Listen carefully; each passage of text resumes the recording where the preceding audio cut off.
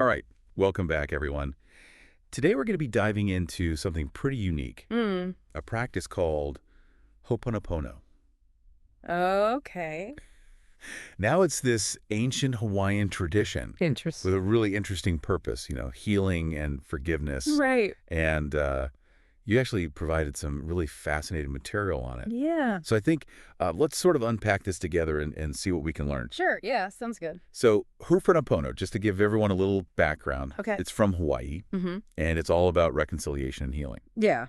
Making things right. Yeah, making things right, exactly. Yeah. And traditionally, it was more of a communal thing, but now, It's become more personal. yeah, people use it for personal growth a lot these days. Right. Right.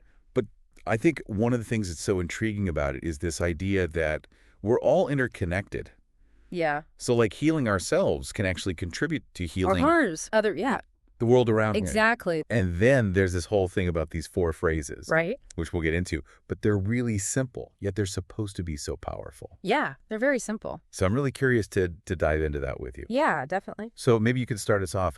What does Ho'oponopono actually mean? Like, what's the translation? So literally it translates to Okay. make right Okay. or to correct an error. To correct an error. Yeah. Like that. Yeah, and it really ties into this core belief in Ho'oponopono, which is personal responsibility. Okay. So it's this idea that we're responsible for everything in our lives. Everything.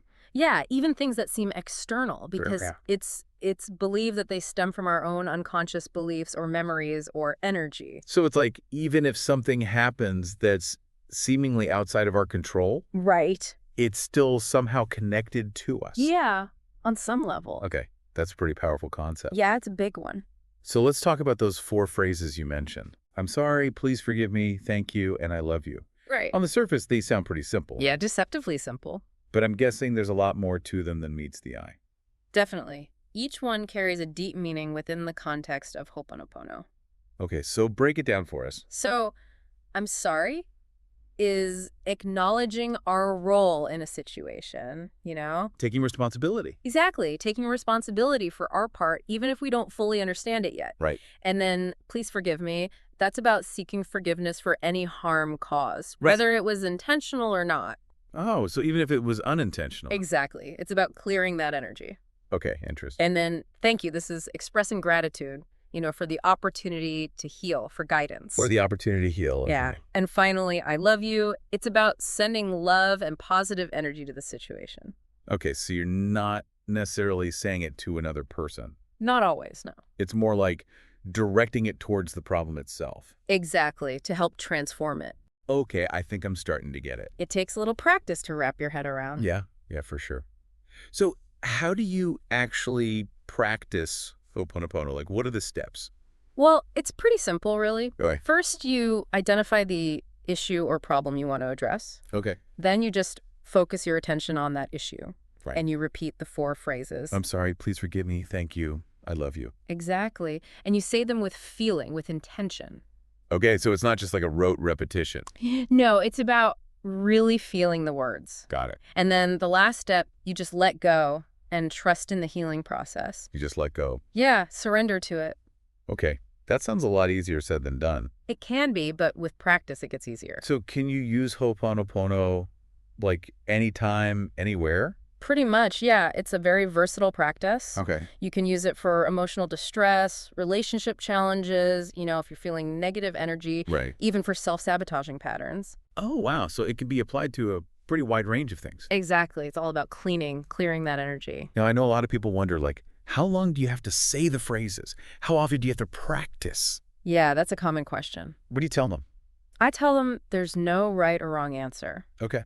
It's really about personal intuition, finding what feels right for you. So you might say it for 5 minutes, you might say it for an hour. Exactly. Some people might do it for a few minutes a day. Others might do it longer. Right. The key is consistency. Consistent. The more consistent you are, the deeper the results. So even if you only do it for like 5 minutes a day, but you do it every day. That's more effective than doing it for an hour once a month. Got it. It's about making it a habit. Okay, that makes sense. Yeah. So let's talk about the benefits of Ho'oponopono. Sure. You've given me all this research on it. What does the research say about its effectiveness? Well, there's a lot of anecdotal evidence, but there's also some really interesting clinical studies starting to emerge. Now that's great. One of the main benefits is emotional healing. Okay. People report releasing anger, guilt, resentment. So it can help with letting go of those heavy emotions. Exactly. It helps to clear that emotional baggage. Wow. And then there's also research on its impact on relationships. Oh, interesting. It seems to foster forgiveness and empathy. So it could help with conflicts, communication issues? Yeah, absolutely. That's amazing. And then there's the benefits for stress reduction. Right, you mentioned that earlier. One study actually found that regular hooponopono practice led to reduced cortisol levels. Cortisol, that's the stress hormone, right? Exactly. And it also improved sleep quality in participants. So it can actually have a physiological impact on the body. It seems so, yeah. That's pretty incredible. It is, and it makes sense when you think about it. By repeatedly affirming forgiveness, gratitude, love. You're kind of retraining your mind. Yeah, to respond to stress in a calmer, more compassionate way. Wow, that's powerful. And what about spiritual growth? I know some people use Ho'oponopono for that as well. Yeah, definitely. What have you found? Well, it seems to help people deepen their connection with themselves and with something greater, whether you call that the universe, God, whatever resonates with you. So it can help with that sense of connection and purpose. Exactly. That's really cool. And then there's also this whole thing about Ho'oponopono and manifestation. Right. The idea that it can help you manifest your desires. It's not about controlling the outcome, but more about clearing the blocks. The blocks. Yeah, the limiting beliefs and negative energy that might be preventing you from achieving what you want. So by clearing those blocks, you're essentially opening yourself up to more possibilities. Exactly. You're creating space for good things to come in. Okay, so it's not like a magic spell. No, not at all. It's more about aligning your energy with what you want. Yeah, and releasing what's holding you back.